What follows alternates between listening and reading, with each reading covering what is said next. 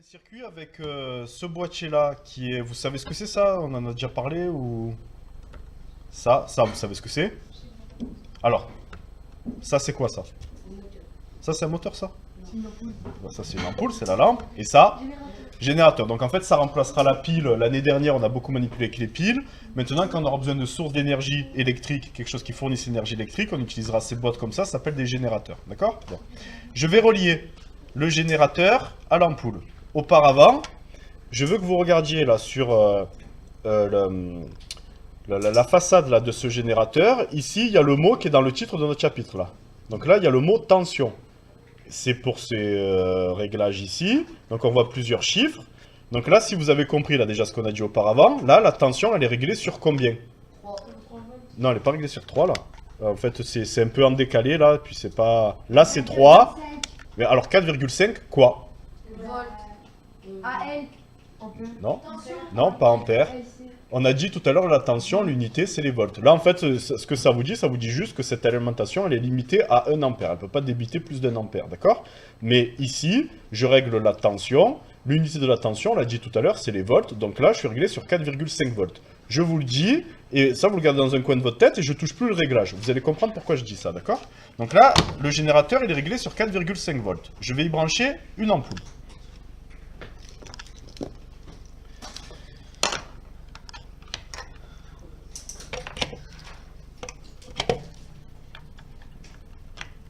Ok, l'ampoule elle s'allume. Vous vous rappelez que là, j'ai fait une boucle fermée de courant, là, d'accord? Là, j'ai une boucle fermée de courant. Le courant, il peut, là, puisque j'ai un circuit fermé, j'ai une boucle fermée, je peux considérer que le courant a deux sens de parcours. Soit il va tourner dans un sens, soit il va tourner dans l'autre. Quel est le sens de circulation du courant? Ça, c'est des rappels de cinquième. Le courant circule comment, là? Comme ça, le premier cas de figure, ou comme ça. Là, on va dire dans le sens des aiguilles d'une montre, là, comme ça. Ou, non, pardon, dans le sens inverse des aiguilles d'une montre, ou dans le sens des aiguilles d'une montre. Comment vous le savez? Comment vous ferez pour savoir? Oui? Le sens inverse.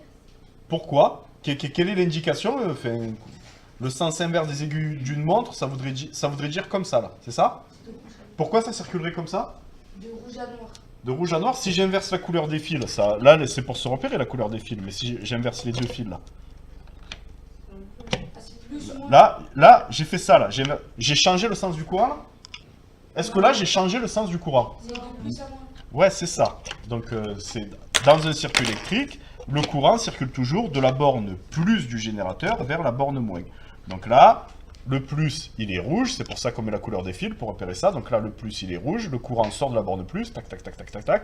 Là, il traverse l'ampoule, le courant, c'est ça qui fait que l'ampoule s'éclaire, et il revient là, et donc il circule dans ce sens. D'accord? Bon, je répète ce que j'ai fait.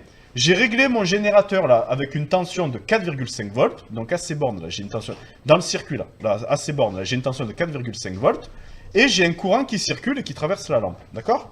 Regardez ce que je vais faire là. Je rajoute une deuxième lampe. Regardez, je rajoute une deuxième lampe.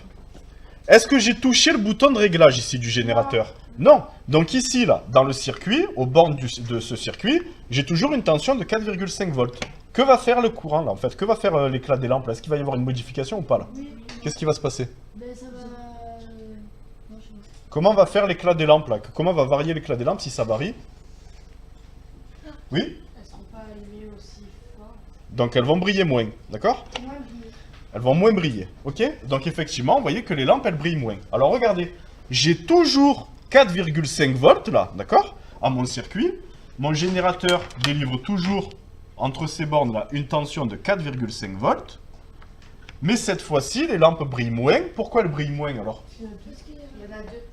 Oui, mais donc, quelle est la grandeur qui a changé si j'ai toujours 4,5 volts ici? L'intensité. C'est l'intensité. Donc c'est le nombre de quoi en fait? Non, pas de volts. Dans l'ampère. Ampères, le nombre d'ampères. Alors en fait, regardez, jusqu'à présent, vous étiez petit, vous étiez en cinquième, et tout ce que vous pouviez faire, c'était comparer les circuits, dire voilà, là le courant, il est moins intense que tout à l'heure. Là, j'ai un courant qui sort de la borne plus, tac, tac, tac, tac, tac, qui traverse les lampes, il revient. Ben là, j'ai un courant qui est moins fort que tout à l'heure quand j'avais qu'une seule lampe. Le courant était plus fort. Vous pouviez juste comparer et employer des mots subjectifs, plus fort, moins fort. Là, maintenant, ce que vous allez apprendre à faire, c'est mesurer exactement que vaut l'intensité du courant. Comment le courant est intense, d'accord? La notion d'intensité, c'est vraiment lié à la notion de force, quoi, d'accord? Donc la force, en fait, c'est un concept très précis en physique, donc on n'emploie pas ce mot, il ne faut pas dire que la force du courant, mais donc l'intensité du courant. Est-ce que le courant est fort ou faible? Est-ce qu'il est intense ou pas? Donc là, juste, je vous montre en gros ce que vous ferez la prochaine fois au TP. Si on veut mesurer l'intensité du courant, c'est-à-dire la manière dont il est intense, d'accord? Ben, je vais juste vous comparer avec les deux circuits. Donc là, j'ai un courant plus fort, un courant plus intense. Je fais exprès de...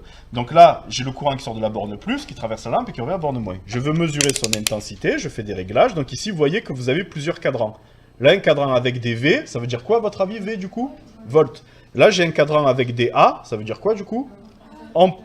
Ampères, d'accord? Donc moi, je veux mesurer des ampères. Donc ici, je fais le branchement qui va bien. Je vous expliquerai encore une fois comment brancher quand vous l'utiliserez.